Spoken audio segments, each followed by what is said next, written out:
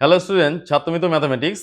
এখন যে আমরা অঙ্কটা সলভ করব, নবম শ্রেণী কোশ্চেন দেখি 21 অর্থাৎ 13 দাগে 3-এর অঙ্কটা আমরা সলভ করছি। কী আছে? সংক্ষিপ্ত উত্তরভিত্তিক প্রশ্ন। অঙ্কটা আছে, দেখাই যে a to the power log a x equals to x প্রমাণ করতে হবে। তাহলে আমরা ধরে নিচ্ছি p equals to a to the power log a x. উভয় পক্ষে লগ নিয়ে পাই, তাহলে log p equals to log a to the power log a x. Log p equals to কত হবে? লগের যে নিয়ম অনুযায়ী সূত্র অনুযায়ী, তাহলে log a x into log a, যেটা আমরা উভয় পক্ষে লগ মানে লগ ধরে নিয়েছি। তাহলে লগ পি ইকুয়ালস টু, এখানে লগ এক্স থাকছে, লগ এটা নিচে আসছে, ইন্টু লগ এ, আরটা লগ এ দিয়ে গুণ করা হচ্ছে।